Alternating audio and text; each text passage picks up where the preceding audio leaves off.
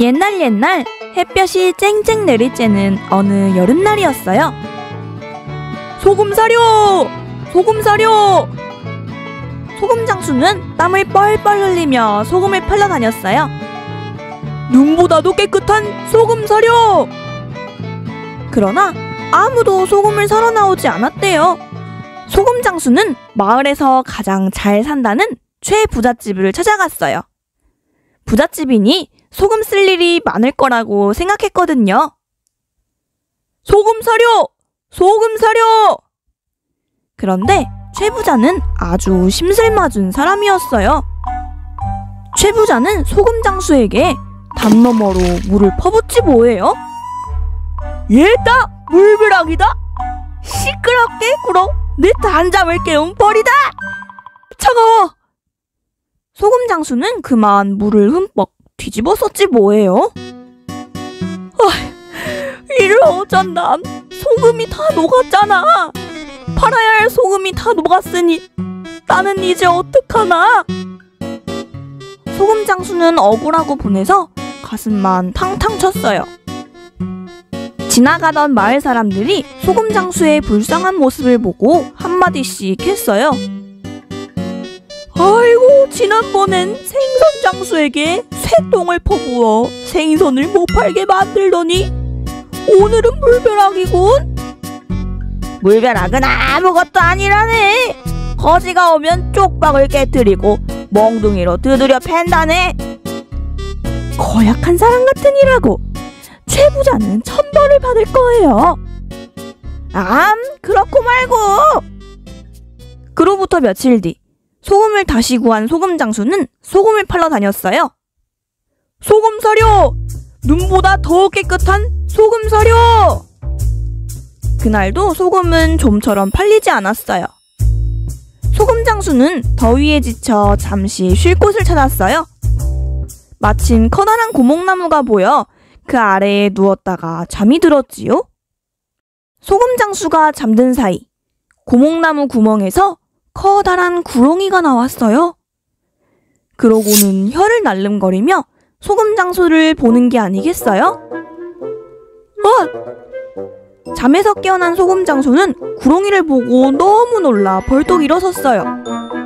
그런데 구렁이는 아무 일도 없었다는 듯이 구슬 하나를 툭 떨어뜨리고 스르르 나무 구멍으로 들어가 버렸어요. 구렁이는 파란빛이 나는 구슬을 떨어뜨리고 갔지요. 이게 뭘까? 소금 장수는 구렁이가 놓고 간 파란 구슬을 이리저리 살펴보다가 주머니에 넣었어요. 그 일이 있은 후 소금 장수는 쉬었으니 일을 해야지.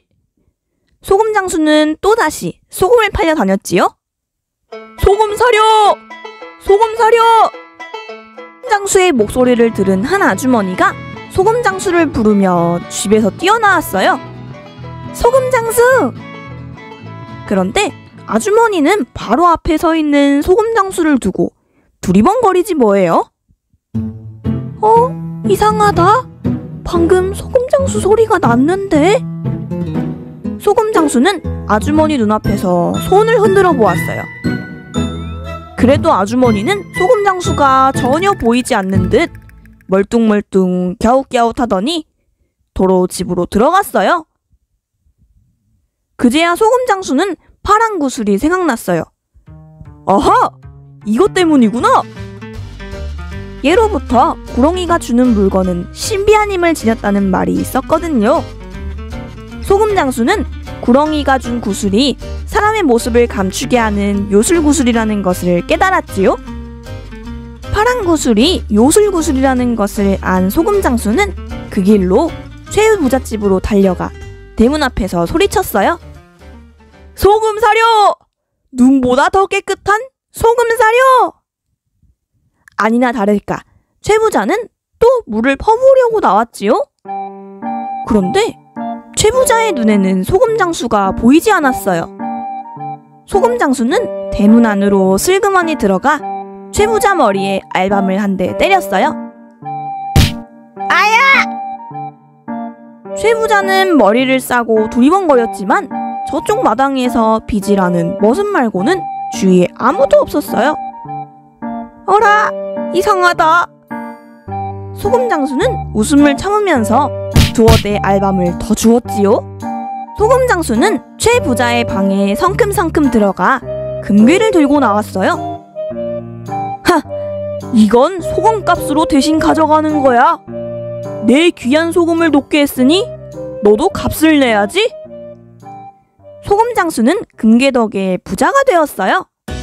하지만 인정 많은 소금 장수는 가난한 사람들을 찾아서 두루두루 도와주었어요. 이렇게 소금 장수가 부자가 되었다는 소문은 멀리 퍼져나갔어요. 그러던 어느 날 이웃마을에 사는 욕심쟁이 영감이 소금 장수를 찾아왔어요. 이보게, 어떻게 부자가 되었는가? 그 영감은 남에게 베풀 줄을 모르는 사람이었어요. 소금 장수는 욕심쟁이 영감이 사흘 밤낮을 쫓아다니며 묻자 할 수 없이 부자가 된 까닭을 말해주었지요. 욕심쟁이 영감은 얼씨구나! 라며 한달음에 고목나무 아래로 달려갔지요. 그리고 그 아래에 누워 자는 척을 했어요. 그러자 얼마 안 돼요. 정말 고목나무 구멍에서 구렁이가 얼굴을 내밀더니 무엇인가 툭 떨어뜨리고 사라지지 뭐겠어요? 얼씨구! 나도 이제 부자가 될 거야! 욕심쟁이 영감은 벌떡 일어나 구렁이가 떨어뜨린 것을 찾아보았어요. 그러나 아무리 찾아보아도 구슬 같은 것은 보이지 않았어요. 아유, 여긴 어두워서 못 찾겠다. 집에 가서 찾아봐야지. 욕심쟁이 영감은 나무 아래에 있는 것들을 죄다 긁어 모아 집으로 돌아왔어요. 그러고는 가져온 것을 땅바닥에 늘어놓고 아내와 마주 앉았지요. 자, 내 모습이 보이면 보인다, 안 보이면 안 보인다 대답해 주구려. 욕심쟁이 영감은 돌멩이를 집어 들었어요. 보이나? 아내가 대답했지요. 참, 보이네.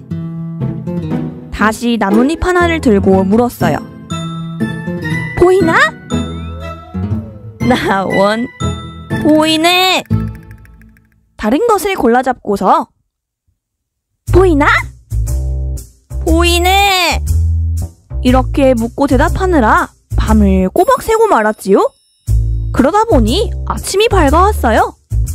아내는 너무 졸려 꾸벅꾸벅 졸았지요. 그런데도 욕심쟁이 영감은 보이나? 솔방울을 들고 물었지요. 아내는 졸리고 귀찮아서 거짓말을 했어요. 안 보이네. 그 말에 욕심쟁이 영감은 신바람이 나서 솔방울을 갖고 최부자 집으로 달려갔지요.